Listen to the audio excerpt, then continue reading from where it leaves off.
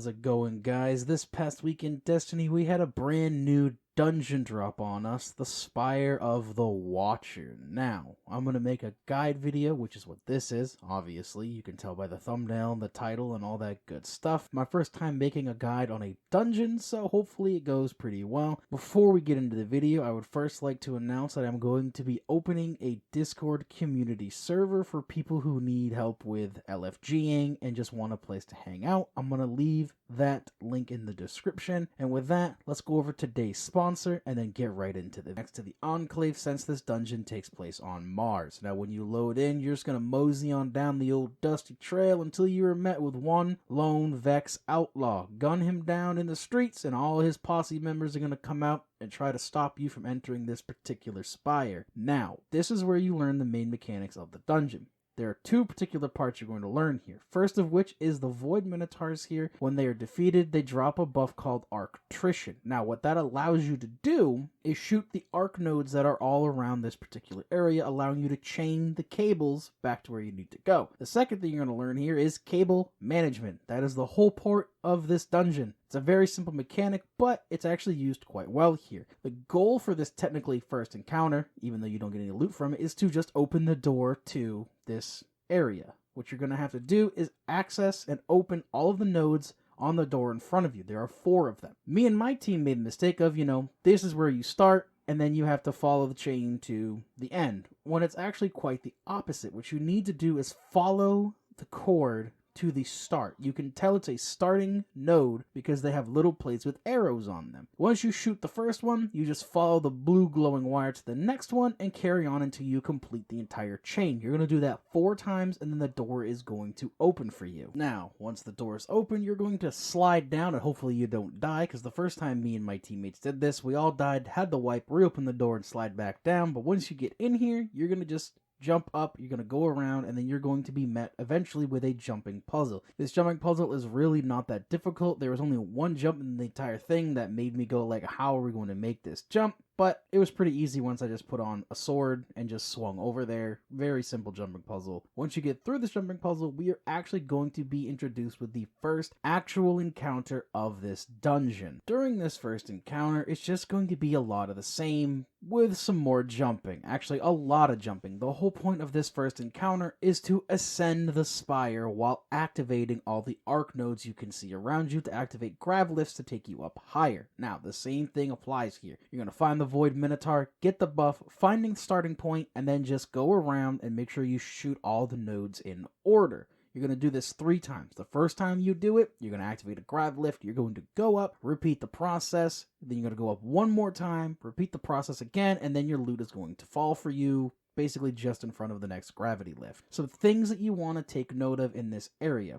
The main thing you're going to want to do here is just try to stay alive and focus on getting the nodes activated. There's no real big adds here to worry about, except for the hydras that can spawn out and around. Take care of them first because they really hurt. All the other little adds you can ignore for the most part. Drop a wither horde on them, go invisible, throw a grenade. Very easy to deal with. But what you really want to do is just keep rotating and making sure that you get all of those arc nodes activated to take the lift up, and then just repeat the process again. At one point, there is a wall of like a moving laser. That laser will one-shot you, so just be careful and be mindful of that. Once you get your loot though and go up the gravity cannon, there's a little mini like puzzle where you have to flip a lever on a catwalk, jump out and around, and now we are at the top of the spire for the second encounter of this dungeon. Now, if you've done Garden of Salvation, this boss is going to look extremely familiar and is also going to function with a lot of the similarities of the boss from Garden of Salvation. What's going to happen here is there are 4 platforms, little scaffolding extending off of the roof. What you're going to have to do is you're going to have to follow the chain of wires from the middle all the way to the end to activate these fuel rods. There are 4 of them, so get it done. Activate all the fuel rods, do what you got to do. Every time that you activate one of these nodes in the center, a bunch of hypies are going to spawn, and the ads can can, quite frankly, get a little out of control at times. So if you need to, take care of the ads before you continue on to the next fuel cell. When all 4 fuel cells have been activated, what's going to happen is that the boss is going to go to the last one you activated every single time. Whoever activates the last one, that is where the boss is going to go. Now what happens is the boss is going to show up, he's going to open up, and you're going to have to shoot 12 eyes, very similar to the Garden of Salvation boss. When that happens, his core is going to be exposed, and you're going to have to walk forward on these scaffoldings and shoot his core. Mind you, you can fall through the holes that are on the scaffolding, these little platforms, so do be careful because that'll mess up your whole DPS thing. When he gets into the center, he is going to basically explode, pushing you back, doing a bunch of damage and blinding you. He can knock you off the map with this, so be very careful. There's no reason to have an unnecessary wipe for that. Some things that we use to make this a lot easier is I was running Void. Mind you, the boss does move, so Tether really wasn't a great play, but the invisibility to res teammates as well as being able to maneuver through this area made it a lot easier. It allowed me to do the chains without much harassment.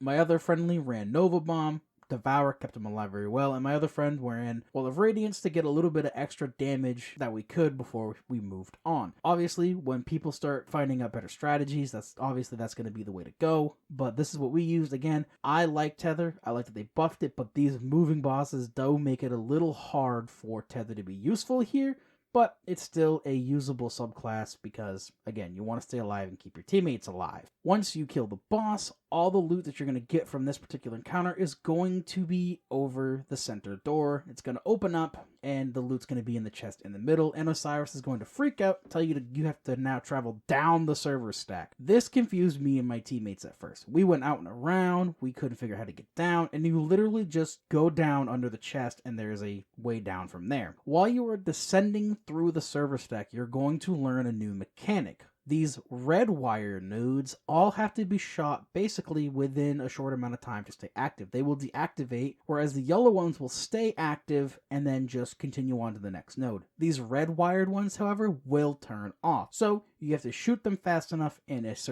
not in a certain order, but you just have to shoot them fast enough for them to all be active at the same time, and then you can progress downwards. There are just big spinning fans you have to avoid, and before the boss room, there is going to be one more room. There's going to be a Hydra that spawns in the middle. This one threw us off for a minute. What happens is there is one of these red nodes on each wall and one in the center. Once you shoot all of them, you can then progress down into the final boss room. Now, when you drop down, there are 2 areas of this particular boss room. There's the isolation room, which is where you are, and then the reactor room where the boss is currently. Once you rally, shoot the boss, and start the encounter. The door in front of you is going to close, locking the boss inside the reactor room, and 2 Hydras are going to spawn on the left and the right hand side. Defeat the Hydras, which are going to allow the Void Minotaurs to spawn. Defeat the Void Minotaurs, get your Arctrician buff. Now, to start the mechanics of this boss fight, what you're going to have to do is you're going to have to shoot the red nodes on the outsides of these pillars. There's one on each pillar, and then there's going to be one above the door. The door is going to open, and it is going to allow the Wyvern boss to come out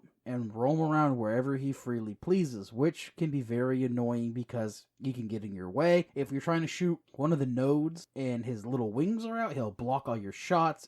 He can be very frustrating to deal with. Once the reactor room is open, though, there are going to be these fuel rods, the same things that you dealt with when you were on the top of the spire. What's going to happen is you're going to do the same thing you've done this entire dungeon. Follow the yellow cord. All of them start in the isolation room, and then you follow the cords around into the reactor core. Once you shoot both of them, you have to make sure the boss is in that room because you're going to get a little symbol or a little text above your super bar that basically says like core meltdown, something or another. Once that text happens and the boss is inside that room, he's going to look at the reactor core and do his thing. While this happens, you're going to run back out into the isolation chamber area. Make sure you get or have one of these Arctrician buffs, shoot the red nodes, and close the boss in. What this does now is allow the reactor core to go off, removing the boss's shield and allowing you to damage him. Now again, this boss is going to walk towards you, so shoot him with whatever you got. I used a linear.